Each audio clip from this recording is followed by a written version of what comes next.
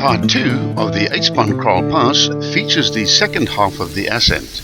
If you intend driving this pass, it's vitally important to watch Part 1 as well, which includes the Google Earth orientation clips as well as other important safety information. From the view site at the halfway point, one gets this beautiful wide view of the Doring River Valley.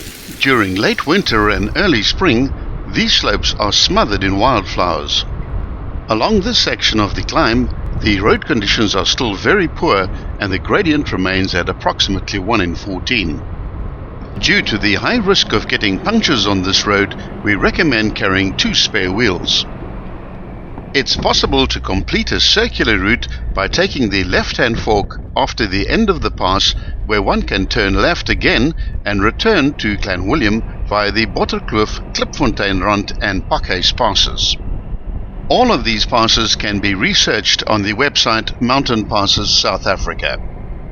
4x4 owners should have their differential oils checked when they return to civilization for water ingress, as any water inside the diff oil can cause severe wear on differential components. This open gate and signboard marks the border between the Western Cape and the Northern Cape.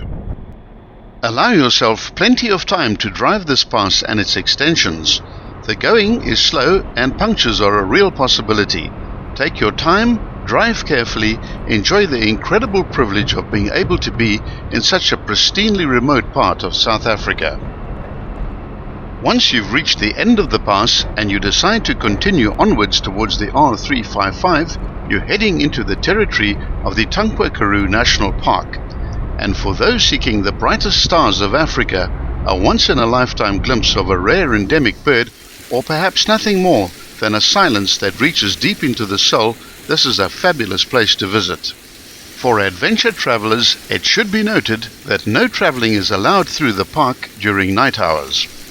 Only diesel fuel is available in the park, and the last stops for petrol are at Ceres 180 kilometers away, Sutherland 120 kilometers, or Calvinia at 110 kilometers. Motorcycles are allowed in the park, and there are no shops and no ATMs, and there is also no cell phone reception. The Tankwa Karoo National Park is also the newest national park in South Africa and is still in a stage of development.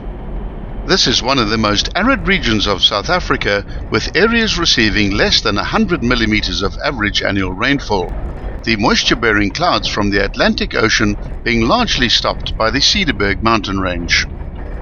The park's area has been increased to 1,436 square kilometers and is bounded on the east by the Roggeveld Mountains and on the west by the Cederberg and to the north by the Kouwabokkerveld range.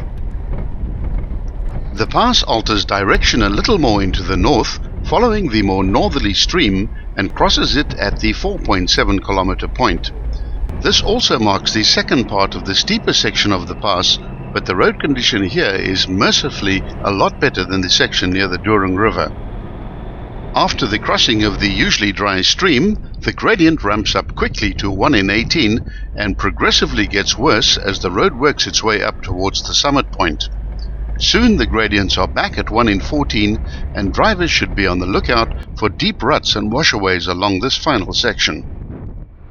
The average direction remains towards the northeast, and as the summit point is reached, the road bends slowly towards the right. The summit point of 492 meters above sea level is not as impressive as the lower viewpoints, but it instantly provides a view so wide as to make you realize how insignificant you really are in the greater scheme of things over this huge landscape. The pass ends at a closed farm gate. There are now several choices of roads. At the next Y intersection, alongside a fence, those wishing to connect with the R355 should keep right and continue for another 18 kilometers. Once you reach the R355, a left turn will get you to Calvinia and a right turn will take you to Ceres. Travelers wanting to get to Nieuwoudtville or Clanwilliam should take the left-hand fork.